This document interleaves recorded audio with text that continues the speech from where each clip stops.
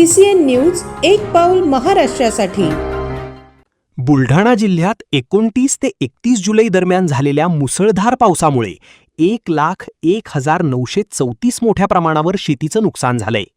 प्राथमिक अहवालानुसार 1,01,000हून अधिक शेतकऱ्यांच्या सोयाबीन, तूर, मका, ऊस आणि भाजीपाला पिकांना फटका बसलाय।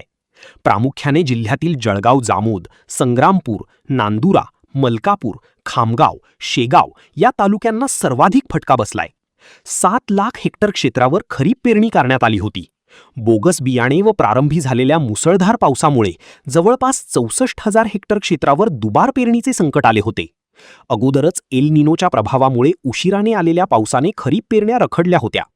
जुलैच्या शेवटच्या आठवड्यात जिल्ह्यात दमदार पावसाने हजेरी लावली आणि खरीप पेरण्यांना वेग आला होता।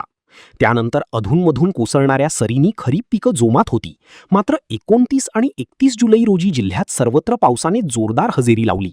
धोधो कोसळलेल्या पावसामुळे काही भागातील पिकांना संजीवनी मिळाली खरी, पण कापूस, तूर, मूग, उडीद, सोयाबीन, भाजीपाला या पिकाचे तर मेहकर तालुक्यात सोयाबीन आणि तूर या पिकाचे मोठ्या प्रमाणावर नुकसान झाले। सर 29 आणि 31 जुलै दरम्यान जो पाऊस झाला तेव्हा आपल्याला नुकसान झाले। जिल्ह्यात किती क्षेत्रफळावरती बाधित झाले आहे, किती कोणकोणत्या पिकांचे नुकसान झालं? जो 29-30 जुलैचा पाऊस झालेला आहे त्याच्यामध्ये जिल्ह्यामध्ये जे आहे ते एकूण 1,01,934 हेक्टरवर जे आहे ते क्षेत्रफळावर नुकसान झालेलं आहे।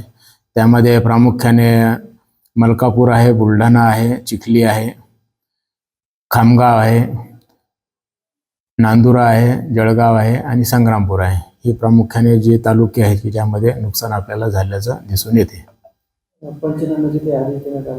पंचनाम्याचे आदेश दिले आहेत तिन्ही यंत्रणेमार्फत महसूल, ग्रामविकास आणि कृषी विभाग यांच्या मार्फत जे आहे ते संयुक्तपणे पंचनामे करण्यात येत आहेत।